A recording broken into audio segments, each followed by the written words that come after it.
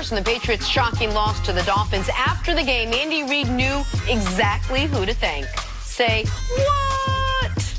All in all, great game, and hail to the Dolphins. Yeah. You gotta love Andy Reid. Mahomes was asked about Ryan Fitzpatrick in his post-game interview. Yeah. And he was a little caught up in the moment. He called him a great player. and the Chiefs right now, week off, time, they get to play the Patriots, get through Tennessee. That game's now in Kansas City instead of in Foxborough. Amazing. You were a very happy man yesterday, Nick, right? Very happy man. Very happy. Because you thought they lost their chance at a bye week when they lost to Tennessee and Nashville earlier in the year. Of course I did. And I thought the only chance they had of reclaiming it was the Bills beating the Patriots. And when the Patriots won that game, I thought, okay, no, it's all over. And by the way, ever think that the Dolphins and the Chiefs didn't play that great yesterday. No, they needed a punt return touchdown or a kick return touchdown, an 85-yard touchdown run to kind of blow that game open. But if the Chiefs had lost, and I know you would not have been here. I wouldn't have been here. That 85-yard touchdown run, did you see Tyreek Hill catch Damian Williams again? Not fair. Again? Not fair. Unbelievable. Merry All Christmas, right. Nick. Thank you. Moving Appreciate on that. to the Cowboys and their needs and their wants. Dallas needed a win and an Eagles loss if they wanted to get to the postseason. They got the win routing Washington. They didn't get an Eagles loss, though, as Philly pulled away from the Giants to win the NFC East. So the Eagles are moving on. Cowboys are heading home, leaving Jerry Jones to answer many questions about the future of his franchise, most notably his head coach, Jason Garrett. Out of respect to Garrett, would you kind of make a quick decision just so he won't be twisting to a certain extent? Again, I'm not going to comment on anything to do about those kinds of decisions. I really know that that's the order of things and what we want to hear and talk about if I've got anything to say of substance tonight other than my disappointment about not being in the playoffs. But I'm not going to get into that out of respect for everybody. Yeah, I want to be the coach of the Dallas Cowboys, but we'll see what happens. Do you think you will be the coach of the Cowboys? I have no idea.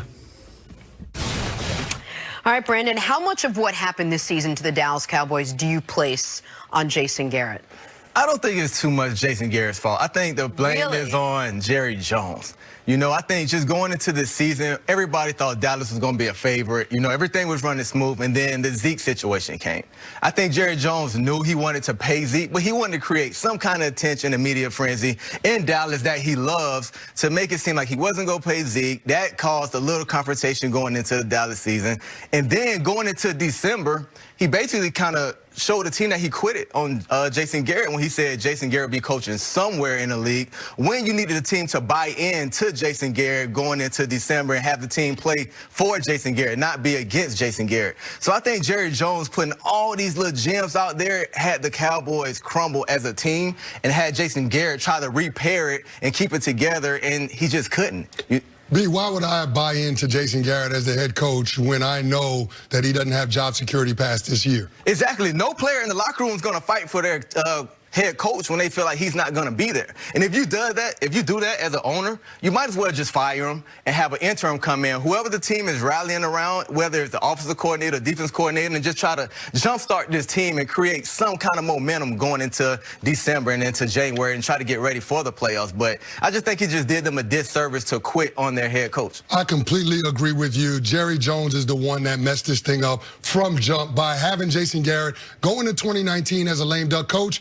I mean, he essentially sealed his fate. This team was going to underachieve. Jason Garrett, if he was going to get it turned around, it would have happened by now. He's been the coach for a decade. He's had 9 full seasons, and he took over in 2010 with half the season left. So the fact is that what Jason Garrett has done, his entire body of work, has not been good enough. Only 3 playoff berths, 2 playoff wins. I mean, you would have felt like he would have figured it out by now, and he hasn't. So if Jerry Jones didn't have enough conviction to give Jason Garrett a contract extension going into this year, then he probably should have moved on, understanding that the clock is ticking because you do have a quarterback that's still on a rookie contract, because you do have a lot of these deals from some of your young talent coming up, that this is something that you got to get done now. You got to make a decision. I feel like he's making the Jason Garrett decision as far as who his head coach is going to be a year too late. With respect to both you guys, I totally disagree.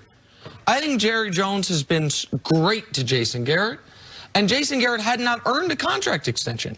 You couldn't fire him after they win 7 of 8 last year in a playoff game, but you also, I didn't feel, could extend him when it was just his 3rd playoff appearance in his near decade as a head coach, when hell, Bill Parcells and Wade Phillips, when you were there, Canty, they made the playoffs 4 out of 7 years, and that wasn't good enough. Parcells walked away. Wade got fired after a year after making the postseason. So I understood the position they were in, which was you were good enough to keep your job last year because we rallied at the end, not good enough to get an extension.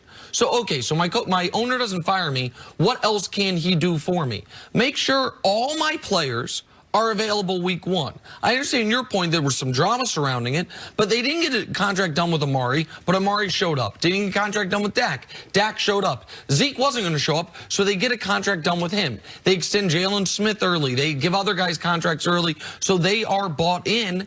And the team starts off 3-0. It's not like they started off poorly. Look who they played, though. Come on now. No. I totally agree. All year long, they feasted on bad competition. Yeah. I don't disagree with that. The point I'm making is I think Jerry Jones was plenty fair to Jason Garrett until that comment after the Patriot game. That, to me, was the turning point. And my biggest criticism of Jerry Jones is should have fired him right then. He knew he was fired. He knew it was over for Jason Garrett right then. And if the argument is you can't fire him right then because you played on Thanksgiving that week, then so it'd be 3 days, then do it the day after Thanksgiving when it is a full 7-day work week, Thursday to Thursday, or do it after the following Thursday when you have 10 days to prepare for the Rams game. He did it none of those times, and what did it lead to? It led to, for the 4th time in Jason Garrett's career, they're playing a divisional opponent in week 16 or 17 in a win and you're in scenario. And for the 4th time, the Cowboys went home having not won. And so it is not all on Jason Garrett. DeMarcus Lawrence, highest paid player in Cowboys history, needed to play better. Dak needed to play better against the best of competition. All these things are true, but Jason Garrett failed this year, and it was a prove-it year for him. Well, here's the thing. I can understand why Jerry Jones didn't fire him after the Thanksgiving Day loss or after the loss the following week to the Bears, because no team on an interim coach has made the playoffs, and they still had an opportunity to get to the postseason. All they had to do was beat the Philadelphia Eagles, and they could not get that done. Now, with respect to coming into this season, there's a reason why teams don't let head coaches going into the year be a lame duck head coach, meaning not have any remaining years on his contract. You can do that with players, whether they're in a contract year or a franchise tag, but the psychology of the team is different when it comes to the head coach. And I think that's the part that you're underselling right here in terms of recognizing the importance of the owner empowering their head coach, not just with words, but with dollars and with a contract extension. If you don't feel like he earned a long-term contract extension, well, you can add another year onto that year. It's not like it will be the first team in the NFL that has done that before, but the one thing that you can't underdo is undermine your head coach's authority, and that's exactly what Jason Garrett had happened to him when Jerry Jones didn't give him a contract extension. Well, Brandon, let me ask you a question, because you were in Kansas City when Herm got fired. I can't remember the coaches you played for with the Chargers, but you've obviously played for coaches who the locker room had a feeling he might not be here next year. What is the practical effect of that? When Candy's talking about players not buying in because they don't think the coach is going to be there, what does that actually look and feel like? What does that mean? A lot of players feel like the season is over because this coach is not going to be here next year.